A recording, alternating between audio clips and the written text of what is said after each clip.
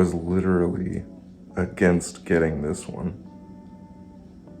I didn't want this one at all. I was like desperate to find a different way to do it.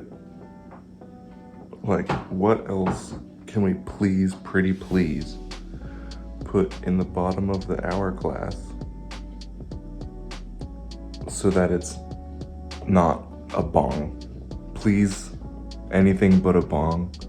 Because I love the idea of a smoke filling the top of an hourglass. I don't know if I never thought of it before, or if it always seemed too cheesy or too obvious. But once you throw smoking weed at the bottom of an hourglass, and with all the time that I've wasted in my life just smoking weed, it's so good. It's such a good idea. I had to give credit, but I forgot the name of the person who suggested it again. Oops. But I thought about it some more, and if it was anything else, if anything else was causing the smoke besides a bong, it wouldn't have the multi-layer effect that the bong does. And I think that might be why I never considered it cool to do a smoke-filling hourglass sand timer, smoke timer. I never thought that like made sense or was cool, I think, because it only had the single layer. The let's trade the sand for smoke cut, right? So that's kind of a boring single layer idea. That's why you pass over it pretty quickly. Now, when you throw smoking weed into the mix, it becomes 2 layers. And this is, you're now changing the sand into smoke, and you're also, the time passing is represented by something that commonly wastes time, recreational drug use. 2 layers. 2 things to think about when you see it, right? Now, I could have done that, and I think I would have felt good about it, because I was like, I like a good 2-layer tattoo. 2 is all you need to make it worth it.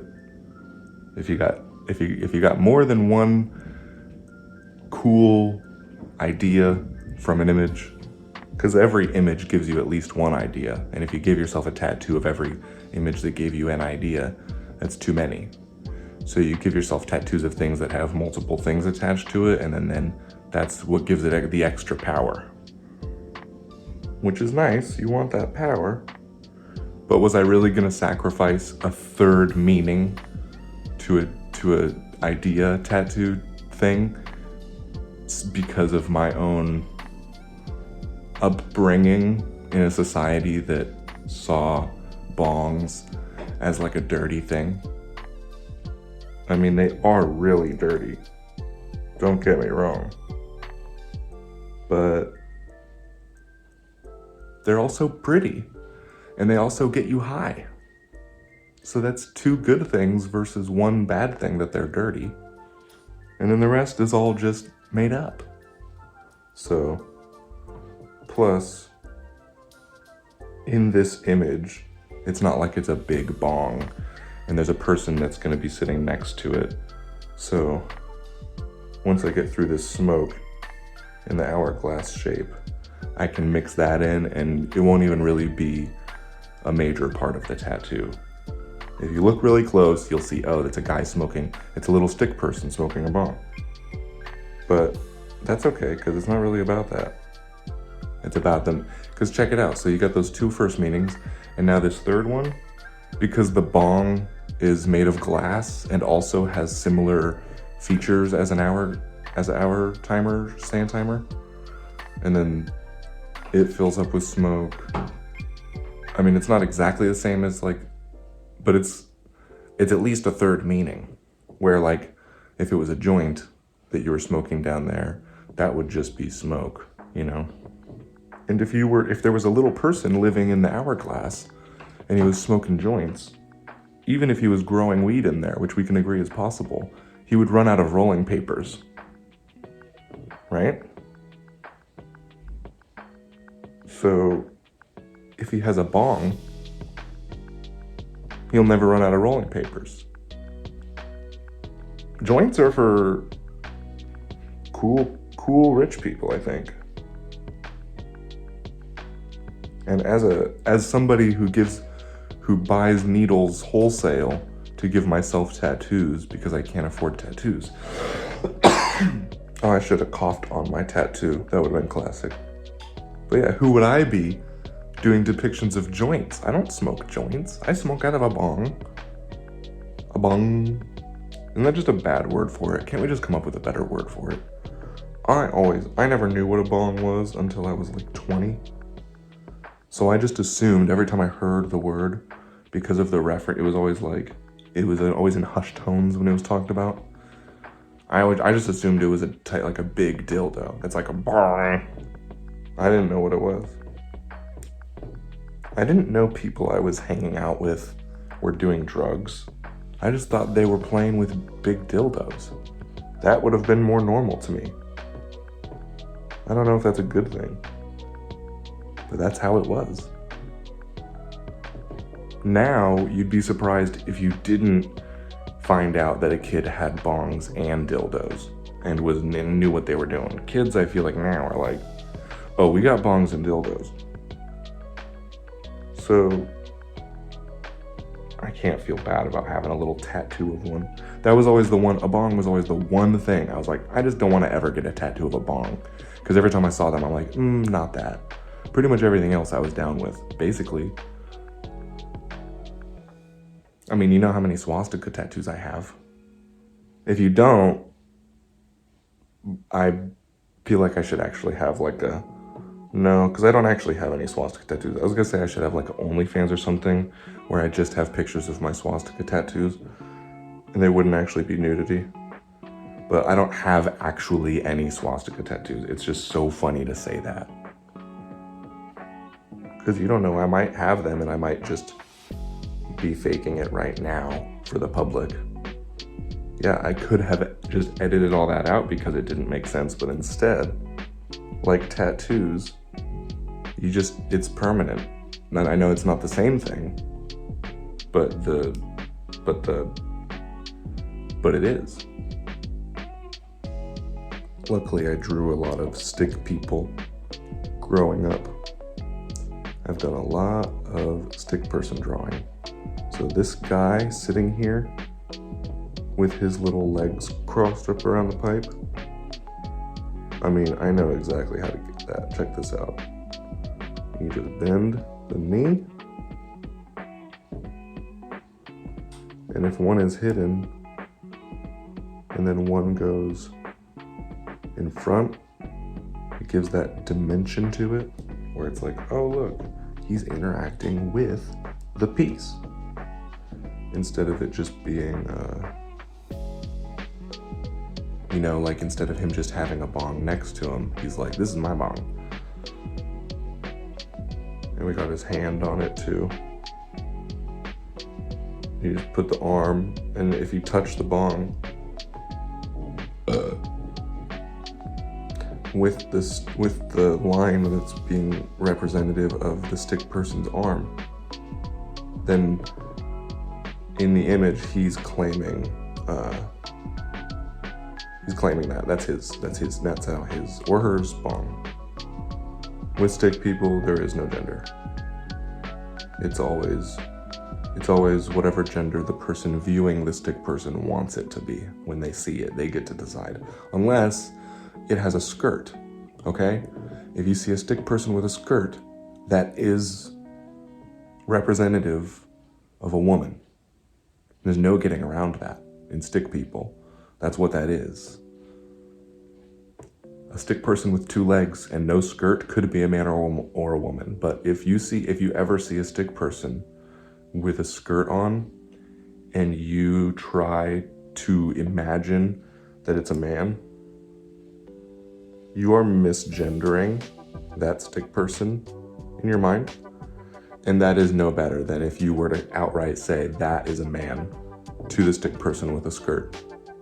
And you would be wrong. And I'm not making any moral claims, but you would just be incorrect logically, because it's clearly, by all definitions of the word, a stick woman.